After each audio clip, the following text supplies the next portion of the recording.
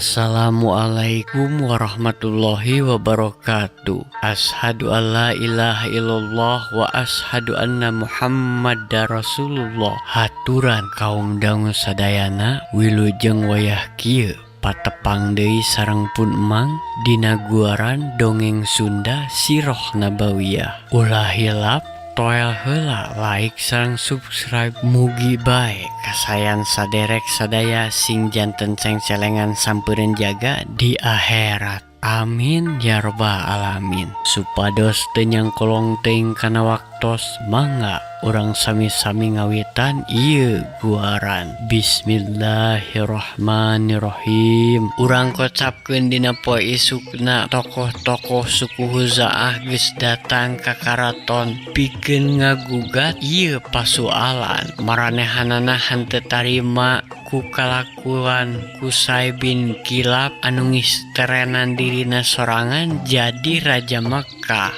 Kadenge Qusay bin Kilab ngamimitian muka paguneman. Bagea para paman sadayana sesepuh di suku Huzaah anu geus kersa rurumpahkeun ka ieu balai sawala. Enggak ditampi gasik ditarima wae. Sok sanes memang sim kuring tos ngagaduhan curiga kana pamaksadan para paman sadayana. Tapi rasana kurang adil lamun sim kuring henteu mere kasempatan keur tatamuna nepikeun maksud jeung tujuan secara langsung. Mangga dihaturanan. Pokok waki ti suku Huzaah ngamimitian cumarita nepikeun maksud jeung tujuanana. Lebih tehela nanga nguturkeun nuhun ka Qusay bin Kilab anu geus mere kasempatan pikeun mang cumarita di ieu gempungan. Urang Huzaah ngerasa tengeunah ku ayana kekawasaan minangka raja seolah-olah ku anjeun kiwari geus direbut. Nah kumaha eta teh? Kapan nurutkeun kebiasaan mah saupamana raja di suku Huzaah tilar dunya atau ngalengserkeun diri kudu diganti ku suku Huzaah deui. Di palebah dieu suku Zurhum henteu ngabogaan hak pikeun kumawasa. Pamenta dipun emang buru-buru ecakeun eta kalungguhan sarta pasrahkeun deui kanu hakna ngan sakitu. Muga-muga sing jadi prihatian keur anjeun Qusay.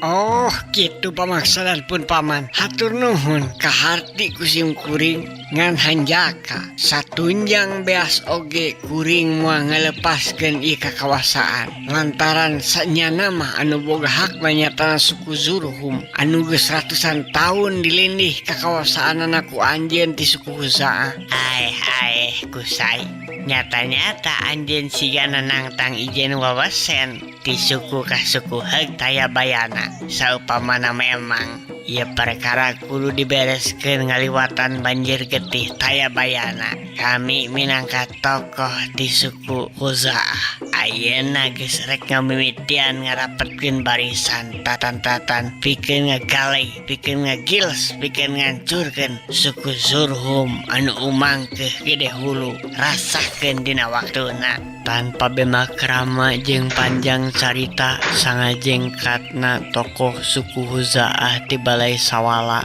bring wae bawahan-bawahan tur tabadegana oge ngilu ngabring nuturkeun pingpinanana. Maranehna langsung nepungan masyarakat anu keur nganti di patempatan maranehna. Satepina langsung maranehanana nyiapkeun pakarang pikeun nyingharepan perang anu sagedeung deui bakal kajadian. Ayeuna urang kocapkeun Qusay bin Kilab anu masih keneh aya di jero balai sawala.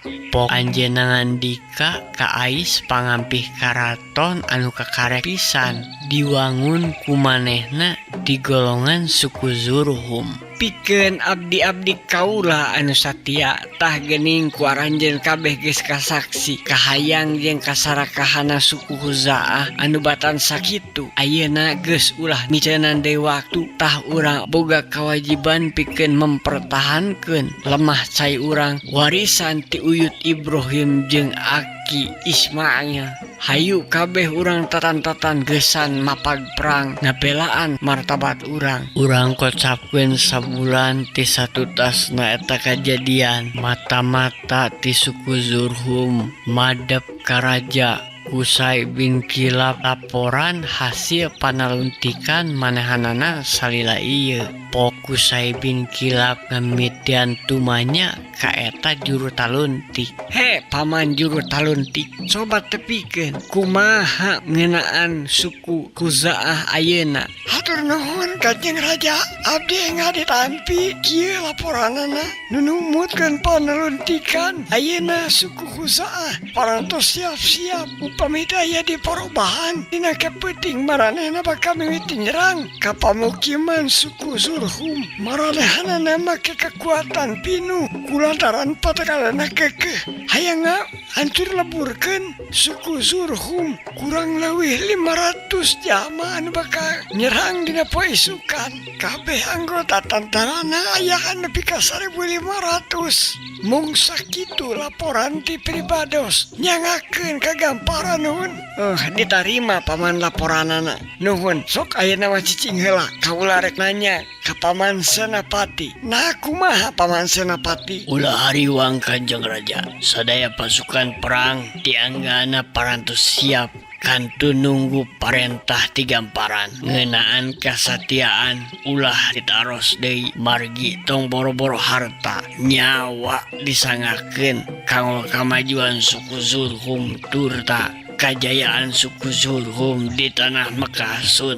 Oh, halus atuh paman. Heug lamun kitu ayeuna tong dililalakeun deui. Siap-siap langsung urang papagawe di luar benteng supaya henteu ngaruksak ke pamukiman suku Zurhum. Ya tos abdi doleh ngantos parentah gamparan. Peralaina mah geura bubar kabeh bubar. Siap-siap pikeun harapan perang anu bakal datang. Ngadenge parentah kitu ti rajana kabeh jalma anu aya keneh di balai sawala bubar katawuran muru ka tempatna masing-masing arek siap-siap pikeun hareupan perang anu bakal lumangsung. Heueuh waktosna seep cagah urang teuneun di haneulem hieum tunda di hanjuang siang paragi nyokot ninggalkeun. Mangsa datang samper deui teh hilap pun emang nada agung cukup lumur jembar hapunteuna boh bilih aya basa anu kirang merenah salami dipidangkeuna ieu rekaman. Pamungkas catur wabillahi taufik wal hidayah. Wassalamualaikum warahmatullahi wabarakatuh.